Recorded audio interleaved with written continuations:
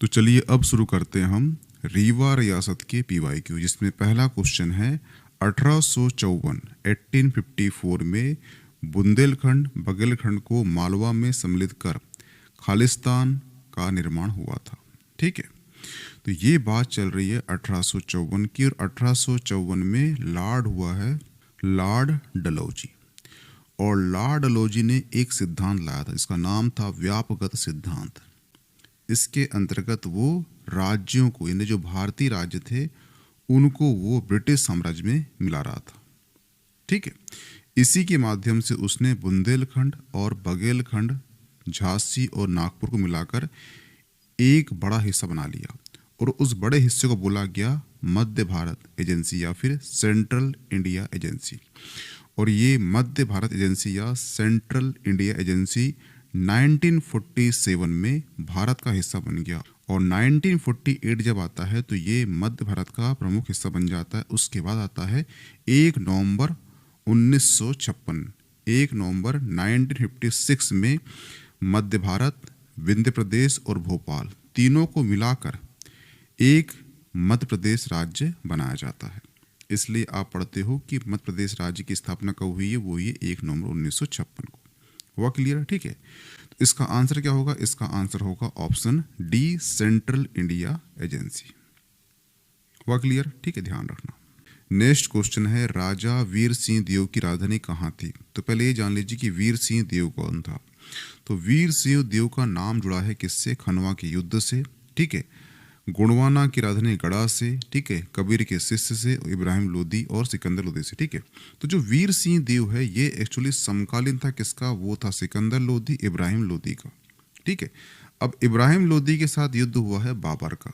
ठीक है, और बाबर और राणा सांगा का युद्ध हुआ है, उसे कहते हैं खनवा का युद्ध। तो खनवा के युद्ध में वीर सिंह देव ने राणा सांगा की मदद की थी, लेकिन जैसे ही राणा सांगा की हार होती है वैसे ही वीर सिंह देव जो है बाबर से मित्रता स्थापित कर लेता है। इसके पश्चात जो है वीर सिंह देव जो है गोंडवाना शासक हुआ है अर्जुन सिंह। अर्जुन सिंह का पुत्र हुआ है संग्राम सिंह। संग्राम सिंह को कर देता है ये संरक्षण, लेकिन संग्राम सिंह जो है वो अपने पिता अर्जुन सिंह की हत्या कर देता है। और जब हत्या करता है तो इसी कारण से ये होता है क्रोधित, और ये जो है गोंडवाना की राजधानी गढ़ा पर अधिकार कर लेता है।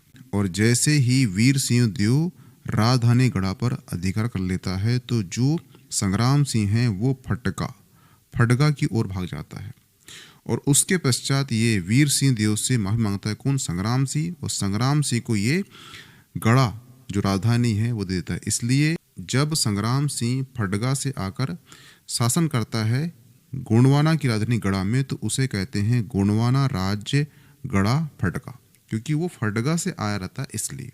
हुआ क्लियर? तो ये ध्यान रखना कि जो वीर सिंह देव है इनका संबंध कबीर से भी, यानी कबीर की ये शिष्य रहे। उसके साथ ही जो वीर सिंह देव है इन्होंने शहडोल और सतना के बीच में एक नगर बसाया था जिसका नाम था वीर सिंहपुर। हुआ क्लियर? इसके साथ ही जो वीर सिंह देव हैं इनकी जो राजधानी हुई है वो हुई है गोहरा। ऑप्शन बी सही हो जाएगा। हुआ क्लियर? और ये क्वेश्चन कर चुका है आपका मध्य प्रदेश प्री 2020 में। ये ध्यान रखना कि जो बाबर है, बाबर की जो आत्मकथा है उसका नाम है बाबरनामा। बाबरनामा में जो बाबर है उसने 3 हिंदू शासक का उल्लेख किया है। पहला किया है उसने राणा सांगा जो शासक था मेवाड़ का। दूसरा किया है उसने उल्लेख कृष्णदेव राय का जो विजयनगर एम्पायर का शासक था।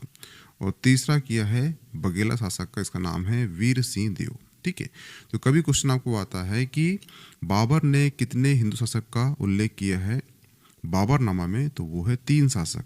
एक है राणा सांगा, दूसरा है कृष्णदेव, तीसरा है वीर सिंह देव। हुआ क्लियर? इस फैक्ट को ध्यान रखना।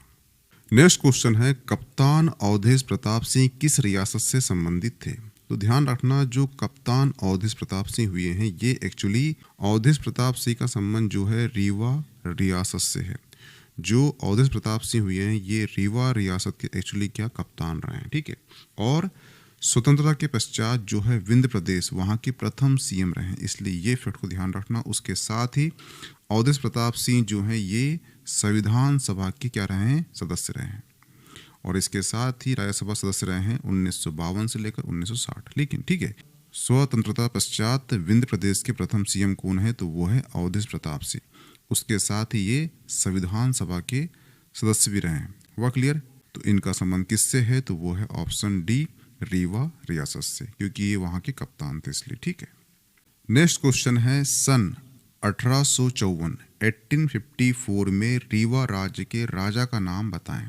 ठीक है, ये इसलिए किया है क्योंकि यहाँ पर हमने पढ़ चुके हैं जो लॉर्ड डलहौजी हुआ है उसने व्यापक सिद्धांत लाया था, जिसके कारण बुंदेलखंड, बघेलखंड, झांसी, नागपुर को विलय करके ब्रिटिश राज्य मिला लिया था, जिसे मध्य भारत एजेंसी या सेंट्रल एजेंसी कहा गया था। तो इसके पहले का राजा कौन है ये पूछ रहा है। ठीक है, इसलिए क्वेश्चन किया है।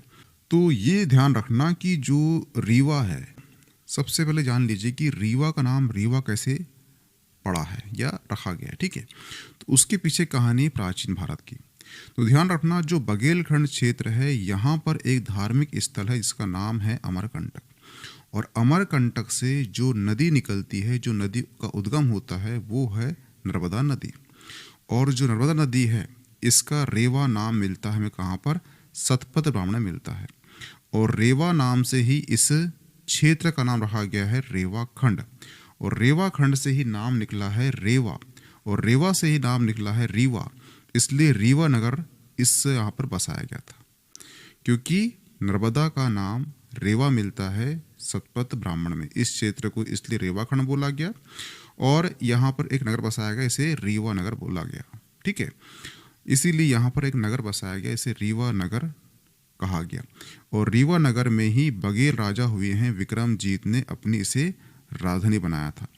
यही कारण है कि जो रीवा राज्य का नाम रीवा पड़ा है, क्योंकि रीवा कैसे निकला है, वो निकला है नर्मदा के नाम से। नर्मदा का नाम जो है हमें रीवा मिलता है कहाँ पर, सतपथ ब्राह्मण में मिलता है, इसलिए रीवा राज्य का नाम रीवा रखा गया है, रेवा से निकला। ठीक है, और जो सतपथ ब्राह्मण क्वेश्चन वाला ये क्वेश्चन कर चुका है उसने मध्य प्रदेश पीएससी में कर चुका है कि नर्मदा का रेवा नाम किस ब्राह्मण में मिला है। तो ये क्वेश्चन किया, ध्यान रखना इसे कि जो नर्मदा है इसका जो रेवा नाम है ये कहाँ मिला है हमें, सतपथ ब्राह्मण में मिला है, और सतपथ ब्राह्मण जो नाम मिला है रेवा, इसी रेवा से निकला है रेवा खंड, और रेवा खंड से ही एक नगर बसाया गया रीवा नाम का, और रीवा नगर जो है यहाँ पर राजधानी बनाई किसने, वो बनाई विक्रमजीत ने, इसलिए रीवा राज्य का नाम रीवा रखा गया है।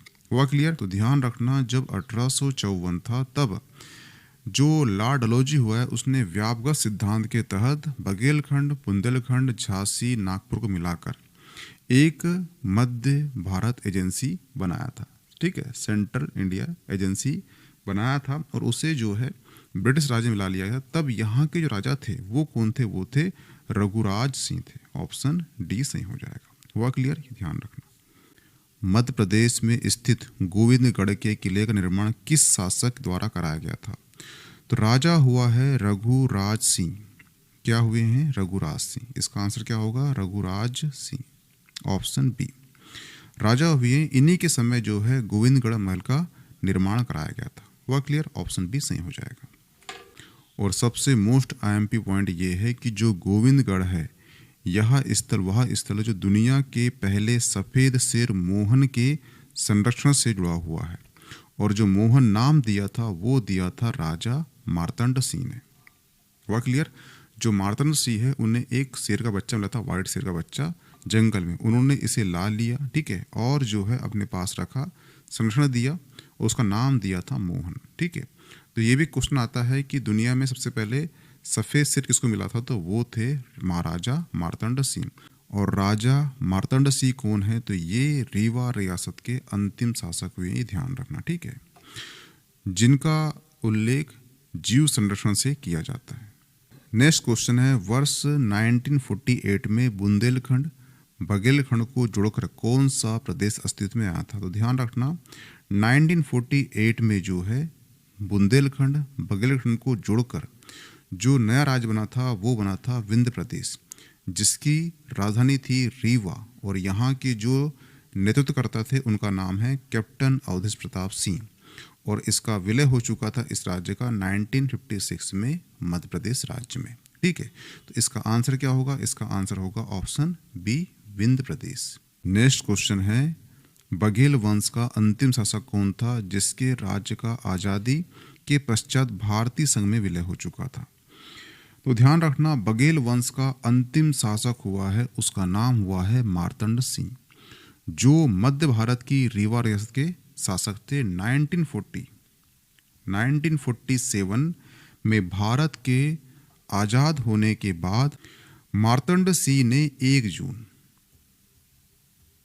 1948 को विलय पत्र पर हस्ताक्षर किए थे।